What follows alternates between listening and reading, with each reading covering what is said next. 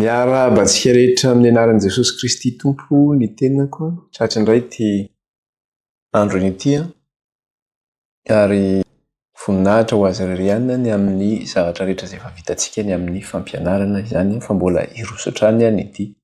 Ao anatin'ny loza fito kapoaka fito tsika ary niresantsika farany dia tafiditsika tamin'ny loza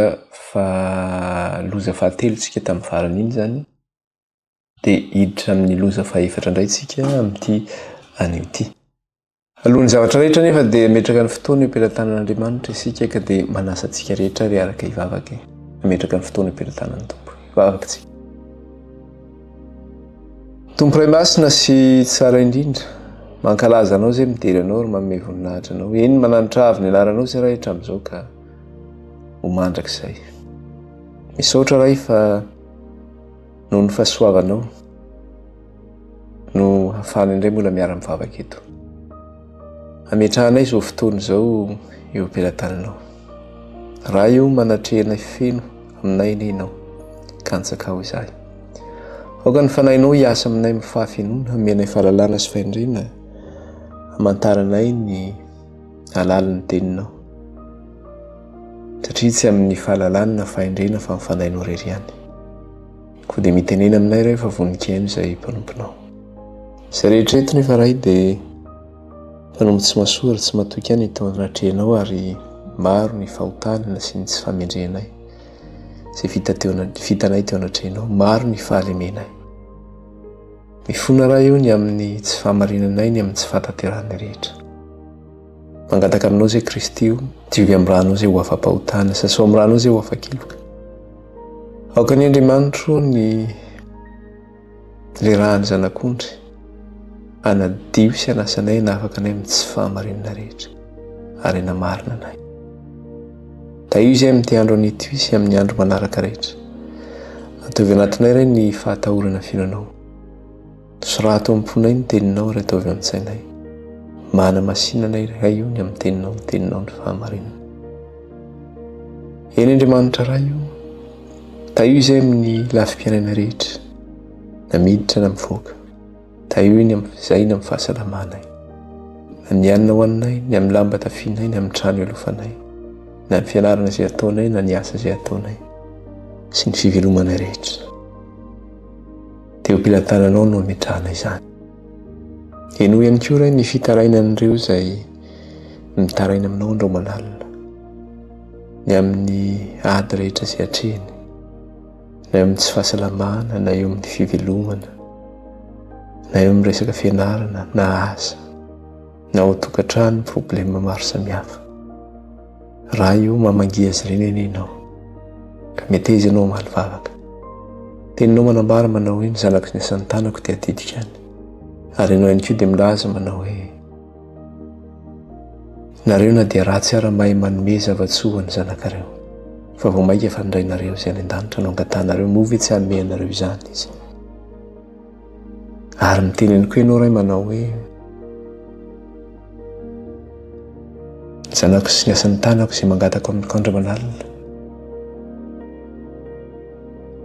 dia miaino any an-danitra any ianao.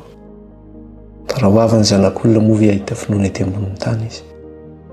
Eny Jehovahandriamanitra Ray io, meteza Tompo, efa nihaino vavaka ny ianao. Ary eo ka ny fanahinao ihany koa nefa ny fonao anay sy ny vavaka anay teto anatrehanao tamin'ny fitaraina tsy azo tonoana. Dia Ray mandrakizay ny anaranao Ray io, dia Ray ny anaranao Kristy. Haleloia, haleloia, dia mitenena Ray fa voninkaino izay. Ny anaran'i Jesosy. Amen. Iroso ary tsika ny amin'ny lesony resantsika farany zany dia mikasika ilay loza fahatelo resantsika. Dia inona moa mikasika ilay loza fahatelo fa hoe raha vakitsika kely izy eo amin'ilay andininy fahaefatra. Toko faha-12 andininy fahaefatra dia ahoana izy. Ary ny fahatelo nampidina ny tao andoviany tamin'io sy ny loharano dia nody Ray ireny. Ary nahariany anjelon'ny rano nanao hoe marina ianao ilay ankehitriny sy taloha dia ny Ray Masina satria fa nitsara toy izany ianao fa ny rahan'ny olona masina no sy ny mpaminany no nalatsany ka dia raha kosa no nomenao sotrony ary tandrifino azy izany. Ary reko ny alitara anao eny tompo, Andriamanitra tsy to marina sy mahitsy ny fitsarana. Rehefa napidina tao andoviany ny anjely fahatelo, na hoe napidina ny kapoka zany, dia nararany tamin'ny ony na ny loharano na ny rano mandeha, zany hoe ny rano fisotro zany, na ny rano mandeha na ny rano miangona. Dia ny zavatra nisy dia zao, nivadika rà izy ilay rano. Rehefa nivadika rà izy dia maty zany, maty ny azan'ny rano any anatiny any, tondra fahafatesana. Ary tsy vitan'izay fa rehefa nijery sika tany amin'ilay trompetra, satria fantatsika fa ny amin'ny trompetra dia hoe ray-apatelo ny loza zany no mitranga tany amin'ny trompetra. Fa rehefa tonga aty amin'ny loza izy dia manenika ny tany rehetra. Dia inona ny zavatra resahany anazy io mikasika ny tany amin'ny trompetra dia hoe lasa mangidy, nivadika rà ilay rano izy ary lasa mangidy ilay rano. Inona moa ilay hoe mangidy zany na hoe nivadika rà, zany hoe tsy azony sotroina intsony zany ilay rano, tsisy rano fisotro intsony. Dia io mitovy amin'ny zavatra nitranga tany Egypta ihany. Rehefa nivadika rà ilay rano dia tsisy rano sotroina ny Egyptianina ka lasa nangady lava, nangady teny amin'ny sisiny, nangady teny amin'ny tany izy mba ahazony rano fisotrany. Tena hoe mila amin'ny hery sy ny tanjana hoe mba ahafahany mikarika rano sotroina zany, tena hoe ao anatin'ny amafisany. Fa tsisy rano fisotroina, ny rano fisotrony zany tsy azony sotroina intsony. Dia mipepipepe hoe inona no sotroina. Dia zany ny zavatra misy amin'ity ilay loza fahatelo ity zany, amin'ny tsy fisiana rano fisotro. Ary zavatra efa hita nge zany, satria eo mantsy ilay hoe tsika zany tena hoe miaina ao anatin'ny trompetra amin'izao fotoana zao, ary be dia be ny toerana izay sahirana eo amin'ny hoe resaka hoe rano fisotro izany. Indrindra moa faritra atsimon'i Madagasikara iny zany, rehefa mandeha amin'iny lalana iny ianao, misy documentaire izay jerena reny, dia ilay rano mandeha iny zany eo ambany pont iny, ilay lakan'ny rano zany, ilay lalan'ilay rano efa ritra tanteraka. Dia inona ny ataon'ilay olona? Mangady ilay tany ilay olona, mangady ilay tany, satria ilay rano zany any ambanin'ilay tany any indray vao misy rano. Dia iny no sotroin'ny olona. Amin'izay ilay rano tsy mba fotsifotsy fa rano iny rano mavomavo ilay rano. Zany hoe sahirana ny amin'ny fisotroan-drano. Ohatra moa zany zay mikasika an'izay, fa zay moa zany ny zavatra niresantsika tamin'ny farany iny. Ary ny zavatra hita tao anatin'ilay izy dia zao hoe ahoana izy teo amin'ny 5 ary nareny anjelin'ny rano nanao hoe marina ianao ilay ankehitriny sy taloha dia iray masina, satria efa nitsara toy izany ianao fa ny ran'olona masina sy ny mpaminany no nalatsanga, dia raha kosa nomenao sotrony ary tandrifino azy zany. Eo zany ilay resaka ilay hoe loi de réciprocité, ilay hoe vokatry ny nataon'ilay mponina ambonin'ny tany any zany ny loza mahazo tandrify azy. Inona ny zavatra nataony? Namony ny mpaminan'Andriamanitra izy, namony ny olona masina izy. Dia izy ireo olona masina ireo ilay mitarainy eo ambanin'ny alitara manao hoe mandra-pahovin'Andriamanitra ny tsaranao ny ranay amponina ambonin'ny tany. Henon'Andriamanitra ny fitarainan'izy ireo. Dia tonga ny valin'ny zavatra natao tamin'izy ireo. Dia satria izy nandatsaka ny raha marina, ny rahan'ny olona masina, dia rano nomen'Andriamanitra ho sotroina. Tsy fisin-drano. Ka eto nefa tsy hoe ray-apatelo ny zavatra resahany eto, fa manenika ny tany rehetra zany, ao ny fahasahiran'ny tanteraka ny tsy fisin-drano. Ary ny manam-pahaizana dia efa miteny mihitsy manao hoe io rano io no pétrole de demain zany. Ohatrany hoe zavatra tena hoe katsahana mafy zany, satria io ny harena zany, tena vidiana lafo zany rano zany. Satria efa manomboka tsy misy mihitsy zany rano zany amin'izao fotoana zao zany. Dia ho sahirana amin'izay. Dia izay no mikasika ny lesona izay niresantsika tamin'ny farany iny zany, fa hiditra indray tsika zany amin'ilay anjely fahefatra sy ny kapoka fahefatra na ny lovia fahefatra izay nentanan'ilay anjely izany. Dia inona indray ary no resahany mikasika atao amin'ity loza fahefatra ity na ilay kapoka fahefatra izany, dia raha niresaka tsika ny amin'ny loza fahatelo dia hoe nararaka tamin'ny rano, zany hoe ny rano fisotro zany ilay loza tao anatin'ilay kapoka, dia eto indray a nararaka tamin'inona lay kapoaka nararaka tamin'ny masoandro indray zany hoe ny masoandro indray zany nasiana le loza to satria le kapoaka iny le misy le fahatezeran'andriamanitra zany le divay ny fahatezeran'andriamanitra iny dia nararaka tamin'ny masoandro indray zany le izy eto dia zao nivaky ny teny amin'ny anaran'i Jesosy vakitsika kely ny 9 fahavalo sy ny 7 ahoana ozy izy ary ny faefatra napidina ny tao andoviany tamin'ny masoandro dia nasaina nandory ny olona tamin'ny afo izy ary mainy ny hafanana be ny olona dia niteny ratsy ny anaran'Andriamanitra izay manam-pahefana amin'ireny loza ireny izy sady tsy nibebaka mba hanome voninahitra azy ary ny faefatra hozy izy napidina ny tao andoviany tamin'ny masoandro dia nasaina nandory ny olona tamin'ny afo izy ary mainy ny hafanana be ny olona zany hoe rehefa nararaka tamin'ny masoandro indray zany le loza eto dia nanahoana lasa nandory ny olona ny masoandro ity loza fahaefatra ity zany dia zao vao maika zany a manamafy ilay loza voalazantsika teo aloha teo raha ny loza fahatelo zany hoe tsy fisiana rano fisotro dia eto indray vao maika nampiana zay loza zay manao hoe mainy masoandro ny olona zany hoe ny tsy fisiany rano zany lasa na inona nampin'ny canicule ny hafanana be tsy misy oatra zany zavatra tsy azo ampiarahana nge zany hoe sady tsisy rano ianao no mainy masoandro matin'ny etaeta ianao matin'ny hafanana ianao loza nge zany raha ny zavatra misy fotsiny amin'izao fotoana zao any Madagasikara moa zany tsy tena hoe misy an'io canicule io ny toerana mba mafana Madagasikara dia nifaritry mahiva tanàna Mahajinga iny ny hafanana no mahatratra eo amin'ny 34 degré 32 degré fa sava zany mbola azo iainana ihany zany fa aty nge le canicule mahatratra 40 42 misy fotoana raha mahatratra 45 raha ny ambany indrindra hoe 38 na 39 amin'le hoe canicule forte chaleur mahamay nge zany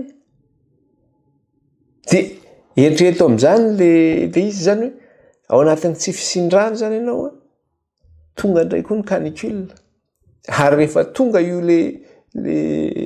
le hoe sady tsy fisian-drano no tonga ny canicule mijoalajoala zao tontolo zao zay le teneniko hoe amin'izao tsika miteny zao mbola hoe ny ray apatelin'izao tontolo zao ihany nytratran'izany fa rehefa manenika ny tany rehetra io loza tanteraka ny miatra loza tanteraka no miatra rehefa nararaka tamin'ny masoandro ilay kapoaka misy ny fahatezeran'Andriamanitra zany ny amin'le anjely fahaefatra dia inona ny conséquence n'izay zavatra zay ny conséquence dia zao hoe ny fiakaran'ny hafanana be ary ny mahatonga le hafanana be miakatra dia zao eo le fahasimban'le couche de jaune ihany koa ny couche de jaune io zany ny couche ny hono filazana azy stratosphère couche stratosphère izy io eny ambony eny amin'ny habakabaka eny zany dia io couche io zany eo amin'ny 20-50 kilometra miala ambonin'ny tany misy anazy io dia io couche io zany no karazana filtre zany izy io miaro an'le rayon de soleil tsy handoro antsika nefa le couche de jaune amin'izao fotoana zao manino efa goka le couche de jaune zany ary isan-taona zany rehefa mijery ianao alefan'zareo amin'ireo manam-pahaizan'ireo mandefa anazy amin'ny réseau dia miovaova ny habean'izy io misy fotoana izy io tena ngeza be mihitsy dia misy fotoana menamena le izy fa fahasimban'le couche de jaune zany mampakatra le hafanana ihany koa vokatra n'ilay loza amin'ilay mipaka amin'ny masoandro dia zao hoe dia tonga ihany koa ninona ny faratsy ny rivotra iainana zany amin'le resaka hoe pollution de l'air mitondra aretina iny mitondra zavatra maro samihafa zany vokatra n'le hafanana be ihany koa tonga ihany koa ny doro tanety ao anatiny daholo zany. Ary amin'izao fotoana izao rehefa mirehitra ny ala, tsy mbotra ny talotsony hoe iny izy fa satria aty rehefa tonga ny été zany na hoe fotoanan'ny mafana ny andro de tonga le hoe saison ny afo any amin'ny sud, hoe tonga ny saison ny afo zany any amin'ny faritra atsimo. Ka rehefa tonga io saison ny afo io zany ataontsika ohatrany hoe mandritra ny telo volana eo no mitranga zany. De rehefa mirehitra izy de tsy tena hoe miredareda be izy fa mba mirehitra kely ihany zany fa amin'ny faritra vitsivitsy no esehoan'le izy. Fa amin'izao fotoana zao inona ny zavatra misy? Tsy misy saison de feu intsony amin'izao fotoana zao hoe amin'ny fotoanan'ny mafana ihany ny andro no misy ny saison de feu. Fa efa presque manomboka misy na tsy amin'ny fotoana an'io hoe été io ihany no misy an'le izy, na hoe fotoana mafana andro ihany. Oviana nisy reportage nijereko ny tany États-Unis de hoe any amin'ny faritra Californie iny zany de hoe rehefa mirehitra hozy izy ny afo de eo amin'ny 5 volana eo ny saison-ny. Fa amin'izao izy tsisy tsony fa toute l'année misy foana hozy izy. Zany hoe any amin'le faritra Californie zany efa zany fa tsisy tsony hoe mandritra an'le fotoanany mafana andro any fa de toute l'année mandritra ny taona zany de misy zavatra zay. De tsy vitan'izay ihany le izy. Fa rehefa mirehitra le izy amin'izao fotoana izao tsy ohatran'ny taloha hoe mirehitra de mirehitra ny avon'le afo zany ohatran'ny hoe somary ambanimbany. Fa amin'izao rehefa mirehitra le afo tena midedadeda lela afo be mihitsy. Io ala io tena afo be io ala io. Tena hoe afo miredareda be. Zava-doza zany ny zavatra misy amin'izao vokatra le iny. Fahasimbann'le masoandro zany rehetrarehetra zany. Satria rehefa nararaka tamin'ny masoandro le loza de zao mandory ny zanak'olombelona ilay masoandro. Vokatra n'izay ihany koa le hafanana be de zao lasa maninona ny tany, lasa ngazana ny tany, mitresaka ny tany. De vokatra n'izay de zao miteraka tsy fisian-drano, le hafanana koa zany miteraka tsy fisian-drano, may simba ny vokatra, tsisy rano, ngazana daholo ny zavatra rehetra. De resahantsika kely no mikasika an'izay hoe mikasika an'ireo vokatra n'ilay loza zany miraraka amin'ny masoandro io zany hoe mitondra fandoroana ho an'ny tany zany sy ho an'ny mponina ambony tany moa izany. De moraka le fantenen'ny teo raha miresaka fotsiny tsika zany amin'le resaka hoe doro tanety zany na hoe ny fahamaizan'ny afo zany zay presque hoe manerana an'izao tontolo zao.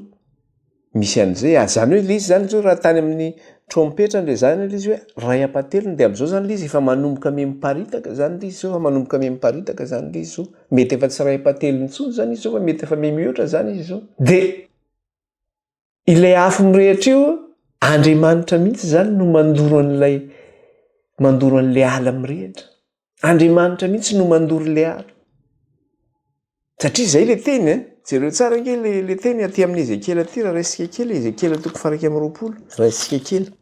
Ezekiel toko 120 de ahoana izy izy? Ezekiel toko 120 de vakitsika ny andinin'ny voalohany ka hatramin'ny fahaefatra. Andinin'ny voalohany ka hatramin'ny fahaefatra. De ahoana izy izy? Dia tonga tamiko ny tenin'i Jehovah nanao hoe ry zanak'olona manatria ny atsimo ary mitenena manandrify ny atsimo ka maminaniny amin'ny amelezana ny ala amin'ny tany atsimo. Ary lazao amin'ny ala amin'ny tany atsimo hoe enoy ny tenin'i Jehovah. Izao no lazain'i Jehovah Tompo. Indro ampirehitra afo ao aminao aho, izay andevina ny hazo maitso sy ny hazo maina rehetra ao aminao. Tsy ho vonona ny lelafo midedadeda, fa ho main'ny afo ny tava rehetra hatramin'ny atsimo ka hatrany avaratra. Ka dia ho hitan'ny nofo rehetra fa izao no Jehovah, izao Jehovah no mampirehitra io ka tsy ho vonona. Maminan'io izy ny amelezana ny ala ny tany atsimo. dia rehefa aveo toizan'le izy izay andevina ny azo maina sy ny azo maina rehetra ao aminao izy izy tsy hovonona ny le lafy midedadeda ka ho main'ny afo ny tava rehetra hatrany atsimoka hatrany avaratra zany hoe hatrany atsimoka hatrany avaratra ka dia ho hitan'ny nofo rehetra fa izao Jehova no mampirehetra ka tsisy manino ka tsy hovonona izy izy zany hoe Andriamanitra mihitsy ninona zany antony mety mahatonga ny fampiretana n'io ala io satria misy antony be deaibe ny antony be deaibe ohatra ny hoe satria ny zavatra resahan'ireo pompier zany satria ireo no mpamono no afo dia manana enquêteur izy ireo dia rehefa ao anatin'ny fiarona izy dia ozy izy manao hoe ny 90% izy izy 90% ny feu de forêt zany na hoe ny 700 ny alamay dia zao avy amin'ny alalan'ny olombelona no mahatonga an'izay ozy izy fa zany hoe ny 10% zany iny no ohatrany hoe zavatra naturel no miteraka ny firetan'le afo ka ninona zany antony mahatonga an'io na d'origine naturelle io na hoe d'origine hoe olombelona na tonga leziny rehetra mety hoe involontaire tsy fanainina na mety hoe fanainina dia Andriamanitra mihitsy zany no mampirehitra n'le afo Andriamanitra no mampirehitra an'io ka tsy voatana ntsony zany zany hoe fa mirehitra mihitsy zany hoe amintsika miteny zao zany le ray patelo zany efa tsy voatana ntsony fa efa manomboka miparitaka io zany hoe tsika zany zao efa tena hoe hiditra amin'le loza mihitsy zany tsika zao rehefa tonga zany io loza io manenika an'izao tontolo zao tsy ho zakazakaina ntsony io fa homay zao tontolo zao homay zao tontolo zao ny any amintsika moa Madagasikara ny mampirehitra afo zany dia hoe mba hahafahana mamboly dia doran'le tanety fahasimbana daholo zany rehetrarehetra zany ka aty zany amin'le misy an'le hoe d'origine humaine izy na mety hoe amin'ny alalan'ny olombelona mahatonga le firetan'ny afo dia ny farany teo zao misy ala lehibe eto amin'ny région parisienne eto antsoina hoe any Fontainebleau le izy zany dia iza no tratra hoe nandoran'le izy dia na le misy pompier volontaire reny zany hoe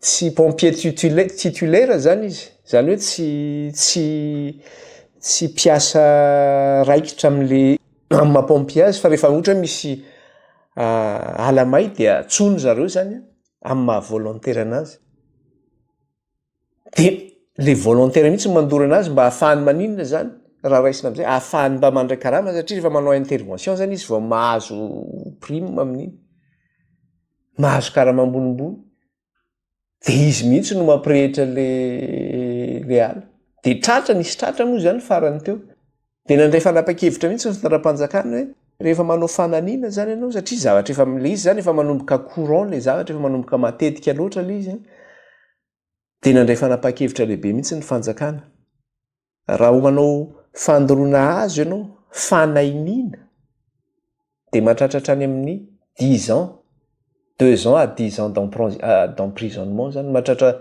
2 hatramin'ny 10 taona ny figadrana mahazo anao dia mandoa amende koa ianao hatramina resaka hoe hatramina resaka 80,000 euros satria be dia be ny fananan'olona mety simba anao anatin'izany ihany koa raha ohatra moa zany ianao ka mandoro ka hoe nahatonga nafaty olona dia mahatratratra ny 30 ans d'emprisonnement hoe migadra mandritra ny 30 taona ianao hatratratra any amin'ny 150,000 euros d'amende ny amende mahazo anao zany ny fanapahan-kevitra raisin'ny fanjakana satria zavatra efa tena lasa acte criminel le zavatra zany ka eto nefa ny zavatra misy resantsika dia hoe Andriamanitra no maninona Andriamanitra no mandoro ianao zany anagadana an'Andriamanitra isazy an'Andriamanitra zany ianao misy olona maheno zao zany dia teniteny foana mihitsy le rangaha io fa namaky le vaky teny teo ve tsika sa tsy namaky ahoana tsara ozy izy zavatra teneniny teo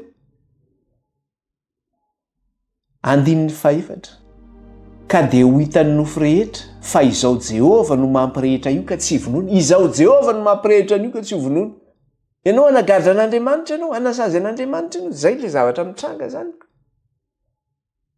zany mampirehitra ny afo any atsimo ozy izy ka mirehitra io mandra-pahatonga hatrany amin'ny avaratra ozy izy ary zay moa le izy hoe io zany tsy hoe hatrany amin'ny toerana atsimo ihany zao no misy an'le afo mirehitra fa arak'le teneny teo hatrany atrimoka hatrany ivaratra izy zany mandeha mirehitra. Zany resaka ny teneniko antsika teo zany raha ny sud resahany eto Frantsa zany ange mirehitra hoe any amin'ny faritra Perpignan, any amin'ny faritra Narbonne, any ny faritra atrimo eto Frantsa. Nefa n'izany Fontainebleau rehetra zany, izany misy an'izany eto Paris zany aty amin'ny faritra nord zany, efa tonga aty amin'ny avaratra zany lay afo amin'izao fotoanantsika miteny zao. Zany hoe tsisy toerana tsony zany fa efa manomboka mahatratra le izy. De jereo koa rehefa mirehitra ny afo any amin'le toerana mafana reny no mirehitra ny afo arak'le tenantsika teo hoe Californie na ohatrany hoe amin'ny faritra atsimo la Frantsa. Fa tamin'ny oviana iny taona iny tsy haiko tamin'ny ataontsika hoe 2 taona lasa angambany zay na herintaona any amin'ny faritra Sibérie, faritra mangatsika zany any Russie, mirehitra ny ala tena amina kilometра maro nirehitra ny ala. Canada iny faritra mangatsika zany nefa mirehitra ny ala. Alaska faritra mangatsika mirehitra ny ala. Zany hoe efa manomboka tonga any amin'ny toerana mangatsika koa le izy ka zay le teneny teo. Ahoana ozy izy teo amin'ny 9 amin'le 2:20 teo amin'ny Ezekiel. Jereo tsara ny zavatra teneny teo. Eo amin'le tapany faharoa de hozy izy indro ampirehitra afo ao aminao izay andevina ny hazo maitso sy ny hazo maina rehetra ao aminao. Zany hoe tsy ny hazo maina ihany fa ny hazo maitso rehetra any amin'ny faritra mangatsika reny ange ka hazo maitso no mirehitra. Satria tsisy hafanana be nefa mirehitra le ala. Andriamanitra no mampirehitra. Zany hoe fa tsy voatana tsony zany le izy fa le loza zany efa manomboka mainika an'izao tontolo zao ary efa mahatratra an'izao tontolo zao de efa tsisy fanafany tsony zany, tsisy fanafany tsony. Ka ny mahatonga le afo mirehitra koa zany misy condition mifameno zany. Zany hoe rehefa réuni zany io condition, rehefa feno le condition zany de tsy voatana tsony io afo io. Eo le tenentsika hoe ny fiakaran'ny hafanana be. Ary rehefa miakatra ny hafanana, inona koa ny zavatra misy? Ny taux d'humidité amin'ny ety amin'ny tany tsy misy. Zany hoe tsy misy amandona mihitsy tsony zany ety amin'ny tany. Zany quasiment nul ny amandona. Zany hoe tsy tsisy tsony ny amandona ety amin'ny tany. Akoatran'izay hoe hafanana lehibe sy ny tsisy amandona amin'ny tany zay, ny rivotra koa mifofofo miaraka amin'izay. De mitambatra daholo zany ireo zavatra reo manino? Mampirehitra le afo.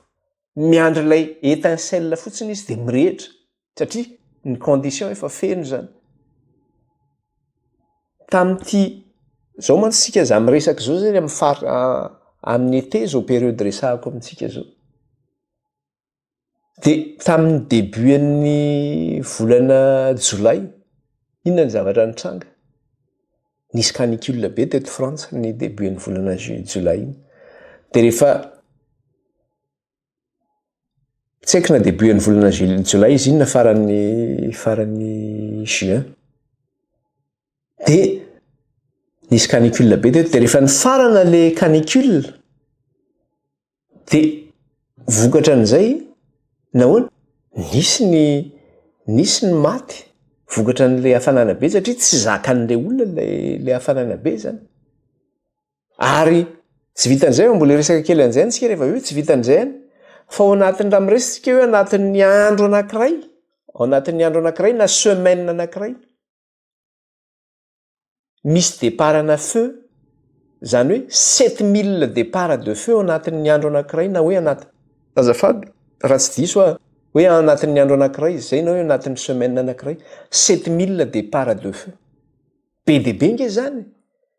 Hoe misy départana afo 7,000 ao anatin'ny andro anankiray na ny herinandro anankiray. Zavatra be de be nge zany. Ahoana ny anaovana an'izany? Ny pompier miazakazaka gauche, miazakazaka droite. Sahirana mihitsy mamono ny afo. Teo zao afarany teo namono tany Fontainebleau. Andro maromaro mihitsy ny mbola namono. Hatramin'izao angamba mbola mirehitra le izy teo angamba efa 3 andro na 4 andro zay. Zany hoe rehefa tonga amin'izao fotoana izao tsy ny izy araka resantsika hoe efa tonga le méga feu. un peu partout. De tsy voatazana le izy le méga feu le afo miredareda be fa tsy hoe afafo kelikely fotsiny na tena miredareda be zany. De zay ny zavatra misy ka am'izao fotoana iainantsika zao zany de efa tonga amin'le vanim-potoana an'le hoe méga feu. Tsy hoe mirehitra kelikely fotsiny ny afo fa tena miredareda be zany ny afo rehefa mirehitra zany. Ka zany zany tokony hatonga saina ny zanak'olombelona. Fa tsy laza izy hoe coïncidence ange ty zavatra ty. Ary ny zanak'olombelona de mieritreritra foana izy hoe amin'ny herin'ny tenany de vitany ty zavatra ty. Andriamanitra mihitsy no mandoro an'io ala io. Io le tenin'Andriamanitra alohan'ny anjeran'le loza fito reo de ny tenin'Andriamanitra naniraka ny anjeliny. Manao hoe matahoran'Andriamanitra ka meo voninahitra izy fa tonga ny andro fitsarana. Miankofo eo alohan'izay nanao ny lanitra sy ny tany sy ny ranomasina ary ny loharano. Fa ny zanak'olombelona tsy mety miakohaka. Zanak'olombelona tsy misy fahatahorana an'Andriamanitra. Fa manohy ny ataony ihany izy. Tonga le loza io miredareda. De rehefa miredareda le loza de zao nga mibebaka ny zanak'olombelona. Tsy mibebaka ny zanak'olombelona. Fa ny ataony ihany no mbola ataony ny tohizany. Le canicule ihany koa satria le rehefa miakatra le hafanana zany de tena am'izao fotoana zao izy. Araka le teneniko teo hoe manodidina ny 40 degré eo ny hafanana. Zany hoe tsy zakazakaina. De moa le atsony zareo am'le hoe ataony amin'ny météo le izy. De vigilance rouge ny tenenany anazy. Misy anankiroa zany le izy, ny anankiray vigilance orange de vigilance rouge. Canicule orange zany izy mbola azo zakazakaina eny fa rehefa tonga amin'le canicule rouge izy, iny izy le mamay be mihitsy. De moa le zavatra nyteneniko teo hoe afaran'le aty amin'ny faraparan'le canicule, amin'le izy mamay tsy zakazakaina intsony de misy ny maty zany. Misy ny maty. Ny be antitra maty. Any amin'ny hôpitaly. De eo ny tratran'le hyperventilation. Inona le hyperventilation? Zany hoe manana trouble respiratoire. Sepotra zany izy tsy avy miaina izy. Vokatra ny ateraky n'iny, ateraky le hafanana be zany. Mahatonga inona ihany koa, mahatonga hypertension ihany koa le izy. Ny fiakaran'ny tension'ny zanak'olombelona zany. Tsy mitondra fahafatesana zany le izy. Zava-doza ange le fiakaran'ny hafanana fa tsy hoe miakatra fotsiny hafanana io. Ary le izy miakatra io de isa-taona. Ireo spécialiste ny météo de milaza. Manao hoe ny record ny température izy de zao. Tratra, manomboka tratra isa-taona ny record ny température hoe tam'ty indray ny record, isa-taona misy record foana tam'ty ny hafanandrindra tam'ty période ty. Miakatra foana le hafanana. Vokatra n'le hafanana miakatra, mitsonika le glasy any amin'ny tendrombohitra reny. De rehefa mitsonika le glasy, de manino? Menjera daholo koa le vato any amin'ny tendrombohitra satria le glasy zany mitazona le vato. De menjera daholo le vato any amin'ny tendrombohitra. Mitsonika glasy, de rehefa mitsonika ny glasy any amin'ny tendrombohitra iny de zao manomboka tsisy rano tsony koa le rano mandeva am'le rano aty amin'ny lohasa zany satria avy any amin'ny glasy misy an'le rano aty amin'ny lohasa io. De ritra ny rano aty ambany koa zany. Eo ihany koa ny tsy fisiany rano. Satria le fahasimban'le masoandro zany mitondra inona ihany koa, mitondra le resaka hoe changement climatique ihany koa zany. Le hoe fiovan'ny toetrandro ihany koa. Miova ny toetrandro. De rehefa miova ny toetrandro de inona? Misy fotoana tsisy orana mihitsy amin'ny toerana anankiray. Misy fotoana oram-be indray amin'ny toerana anankiray. Zany fiovan'ny toetrandro daholo zany zavatra vokatry ny fahasimban'ny masoandro zany zavatra zany. De inona ny zavatra misy amin'le fiovan'le toetrandro? Talohan'ny taona 320. De zao ny tenenin'ny manam-pahaizana. Nanao hoe raha mahatratra hozy izy 1 degré Celsius ny fiakaran'ny hafanana manerana an'izao tontolo zao 1 degré fotsiny hoe ny fiakaran'ny hafanana manerana an'izao tontolo zao zany amin'ny degré normal amin'ny toerana manerana zao tontolo zao. Raha vao miakatra 1 degré fotsiny izy zao tontolo zao, dia mikorotana daholo ny zavatra rehetra. Zay le hoe fiovan'ny toetrandro zany, le changement climatique, le fiakaran'ny hafanana zany no miteraka inona? No miteraka le changement climatique.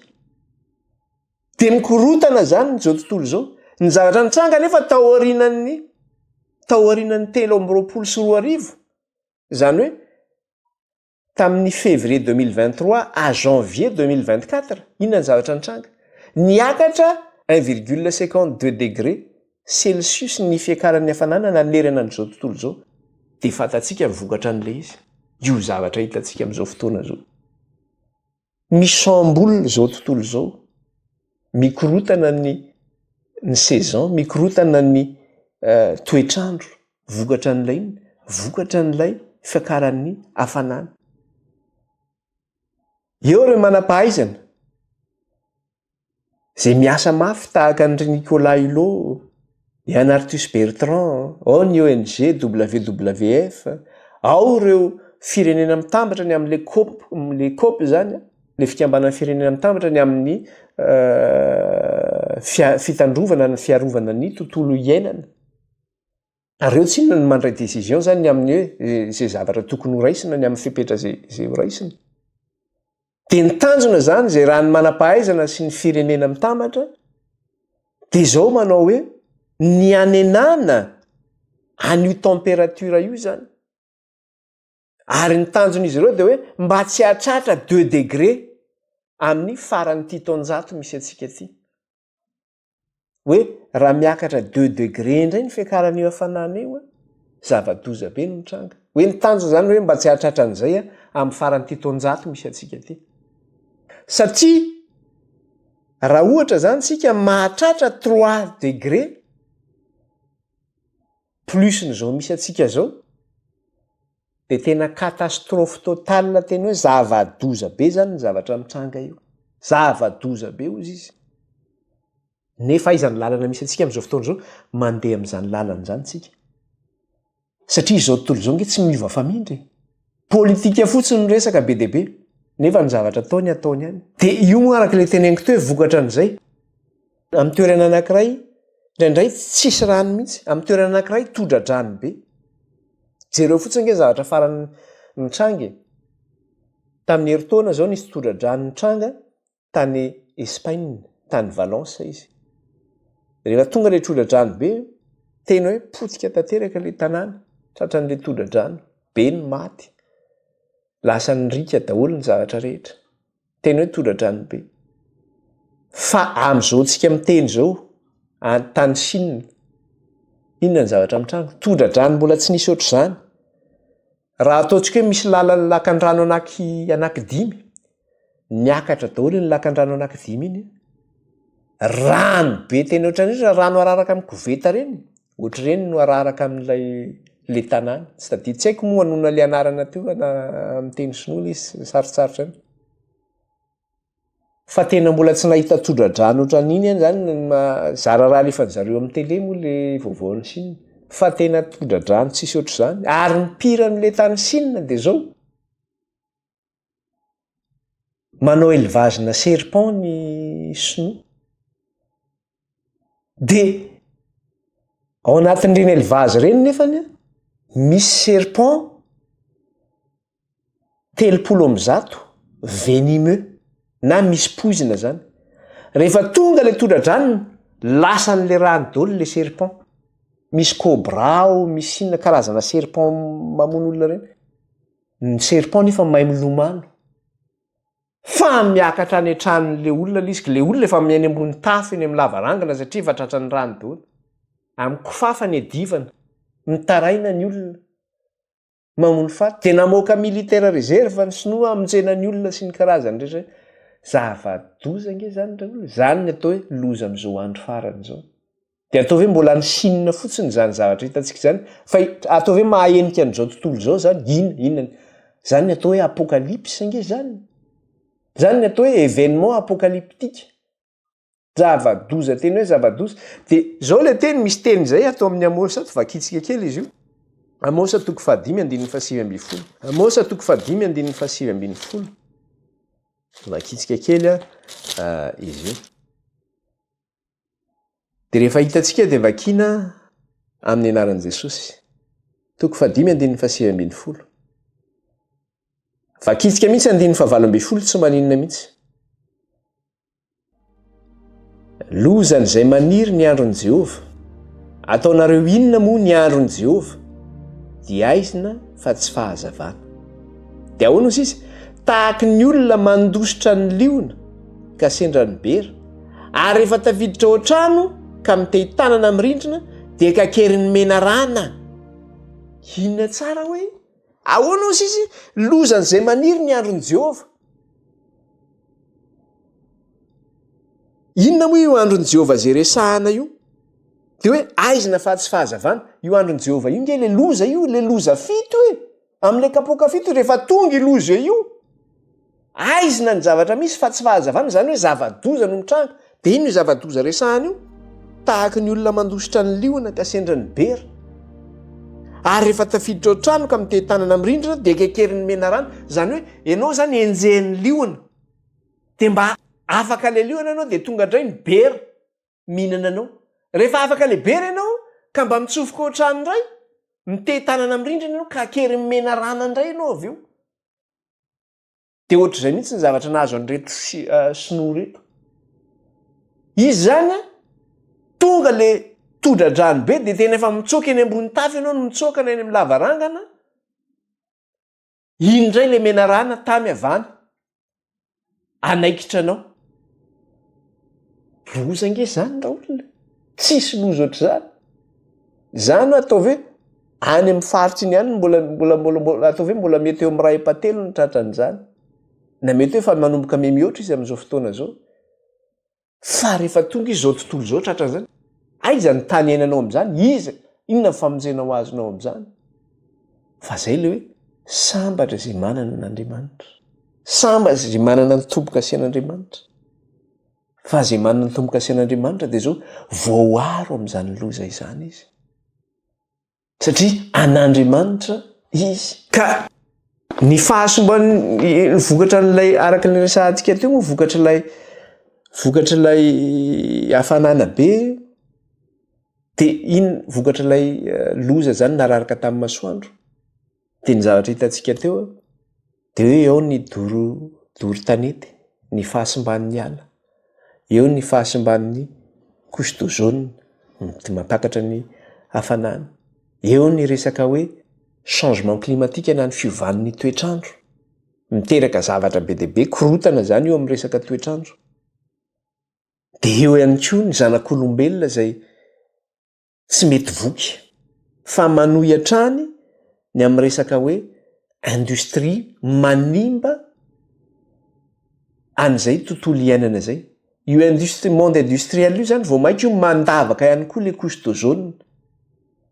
Satria vokatra ny gaz zany izay na ny setroka izay avoakan'ireny usine industrielle ireny na izay ateraky ny zanak'olombelona dia io zany manimba le couche d'ozone ihany koa zany. Ka ho alefako amintsika sara eto moa zany le fahasimban'le couche d'ozone dia tsaintsika anazy hoe ohatry ny ahoana ny fahasimban'le couche d'ozone zany. Dia inona daholo no manimba le couche d'ozone? Reny usine industrielle miteraka setroka be reny, fandoroana déchets sy ny fandoroana zavatra maro samihafa toksika reny. Eo ihany koa ilay oxyde d'azote zany avoakan'ny tômôbilina na ny gaz carbonika zany izay avoakan'ny tômôbilina manimba ny couche d'ozone. Eo ny karazana gaz maro samihafa izay mivoaka amin'ireo usine maro samihafa ireo miakatra eny amin'ny habakabaka eny.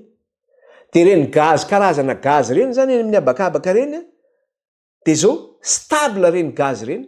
Gaz mipetraka reny fa tsy hoe se dissiper dia tonga dia hoe lasa reny dia tsy dia maty ho azy eny amin'ny habakabaka iny. Fa rehefa miakatra eny amin'ny habakabaka iny zany ny gaz iny dia izao stable zany iny, mitoetra zany iny. Dia araka ny teninao manam-pahaizana dia izao hoe iny gaz iny ozy izy dia izao iny afaka mijanona 50 taona hatramin'ny 100 taona amin'ny habakabaka. tsy hoe foana iny vao miakatra eny fa maritra mipetraka iny zany mandritra ny 50 taona hatramin'ny 100 taona. De rehefa eny amin'ny habakabaka izy de mahatratra an'le couche stratosphère. Mahatratra le couche d'ozone zany izy de mandavaka le couche d'ozone zay eny ambony eny eo amin'ny 20 kilometatra miala ny tany eo na 50 kilometatra miala ny tany. De rehefa simba le couche d'ozone de fatatsika tsara le izy. Ny herin'ny masoandro ampitomboina ety ambonin'ny tany, miakatra ny hafanana, mandory ny olona, ary io hafanana io miteraka iny, miteraka fampahoriana ho an'ny mponina ambonin'ny tany, miteraka fahafatesana. De ny tena victime an'izy io, tena tratran'izy io araka ny voalaza teo de zao reny personne âgée reny, na reny dadabe sy bebe reny zany ny tena tratran'izy io. De misy ny maty araka ny fandresantsika teo. Vokatry le hyperventilation, vokatry ny hypertension. Le hyperventilation le hoe tsy avy miaina zany fa sepitra anao mikorotana ny respiration anao. De ny tension moa miakatra ny tension ny olona zany. Ka ny zavatra misy de ty izany zavatra rehetra mitranga izany, io masoandro mandory ny olombelona io, inona mahatonga an'io?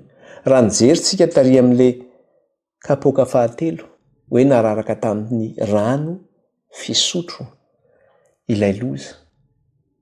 De ny zavatra nitatsika de zao hoe satria nandatsaka ny rany olona masina izy de nomenao rano kosa izy, menao rà izy hosotrony. De miverina indray zany eto amin'ity hoe fahasimban'ny masoandro ity le resaka hoe loi de réciprocité. Satria ny zanak'olombelona nanompo ny masoandro, ny ankohaka teo amin'ny masoandro fa tsy nanompo an'Andriamanitra. De zao ny masoandro zay ny tompony sy ny vavahany ihany no entin'Andriamanitra mandoro azy sy mampahory azy. De ozytsika manao hoe iza ny lazainao miankohaka amin'ny masoandro? Iza ny lazainao mivavaka amin'ny masoandro? Fa za miteny antsika fa presque zao tontolo zao de mivavaka amin'izany masoandro izany. Eny, na ianao milaza kristianina io ary mivavaka amin'ny masoandro koa ianao. Betsaka ny kristianina mivavaka amin'ny masoandro. Ny jiosy, betsaka koa ny jiosy mivavaka amin'ny masoandro. Ho resahantsika eto mikasika an'izay zavatra zay. Ho resahantsika eto mikasika an'izay zavatra zay. Zany hoe vokatra ny olombelona zany zay ny ankohaka tamin'ny masoandro, ny vavaka tamin'ny masoandro, de vokatra an'izay ihany koa le loza mahazo anazy, lasa le masoandro zay ny vavahany sy ny tompony, ny ankofany, iny no mandoro anazy zany. Ka ny loza zay mahazo azy zany de mifanaraka amin'ny fahotana zay nataony. Zay le hoe loi de réciprocité. Ny loza zay mahazo azy de mifamatotra amin'ny fahotana zay nataony. De jerentsika izy ary daholo ny firenena mivavaka amin'izany masoandro zany, ny Maya any amin'ny faritra Amerika Latina zany. Ny mponina any Amerika Latina mivavaka amin'ny masoandro ny Maya, ny mponina amin'ny Amerika Latina mivavaka amin'izany masoandro izany. Midivina izy ihany masoandro. Ny Romanina, ny Empire Romanina mivavaka amin'ny masoandro. Ny Empire Romanina. De zay tao anatin'izany empire zany nivavaka tamin'ny masoandro ny tao anatin'izany empire zany. Na de efa tsy eo intsony ara le Empire Romanina tamin'ny andro fahiny, ny taranaka mbola mitoetra ihany. Ny Grika nivavaka amin'ny masoandro koa ny Grika. Ny Indien, ny mponina any Inde, mivavaka amin'ny masoandro ny mponina any Inde. Ny Japonais mivavaka amin'ny masoandro, ary tsy masoandro ny vavahany Japonais fa ny Japonais de mivavaka amin'izay vavahany rehetra. Ny jiosy mivavaka amin'ny masoandro koa, voalaza amin'ny soratra masina zany hoe ny ankohaka tamin'ny masoandro koa ny jiosy. Ary ny Eglizy de mivavaka amin'ny masoandro koa ny Eglizy. Mety hitentsika inona dia arao le fampianarana de hitantsika hoe maninona ny Eglizy mivavaka amin'ny masoandro. Mivavaka amin'ny masoandro koa ny Eglizy. Ka raha vao miteny zany tsika manao hoe inona moa io andro ny masoandro io, dia aleo ataontsika am'le amin'ny teny anglisy le izy. Amin'ny teny anglisy inona ny atao hoe Sunday. Lahady, andro lahady ny atao hoe Sunday amin'ny teny anglisy. Zany Sunday zany efa inona ny dikan'izany? Jour du soleil ny dikan'izany, andro ny masoandro zany. Zany hoe ny alahady zany dia zao inona? Andro ny masoandro ny andro alahady. Ka izay mivavaka amin'io andro io zany dia manino? Mivavaka amin'ny masoandro. Izay mivavaka amin'io andro alahady io dia mivavaka amin'ny masoandro. Satria io le jour du soleil io. Dia io andro alahady hoe jour du soleil io ny andro ny masoandron'ny Romanina na ny empire Romanina. Andro ny masoandron'ny empire Romanina io, izay ivavahan'ny Romanina. Ka izay mivavaka amin'io andro io dia aveko tsara. Dia mivavaka amin'ny masoandro izy. Izay mivavaka amin'ny andro alahady dia mivavaka amin'ny masoandro. Ka ho jerentsika kely eo mikasika an'izay fa ny fotoana eo am-pelantanantsika moa tsy ampy zany fa mbola tohizantsika le lesona zany mikasika an'iny. Mikasika ireo firenena hafa zay mikasika le resaka hoe mikasika amin'ilay hoe fivavahana amin'ilay masoandro moa zany hoe izay mivavaka amin'ny andro io mivavaka amin'ny masoandro. Dia mbola jerentsika izay leson'izay amin'ny lesona manaraka fa tsy ampy ny fotoana eo am-pelantanantsika. Aleo hivavaka tsika ary. Jehovah'Andriamanitra ray io mankalaza anao zay midery anao ary manome voninahitra anao. Eny mananitra avy ny anaranao zay rehetra amin'izao ka ho mandrakizay. Voninahitra ny eo anao ray io, midery ny eo anao, ny haja ny eo anao.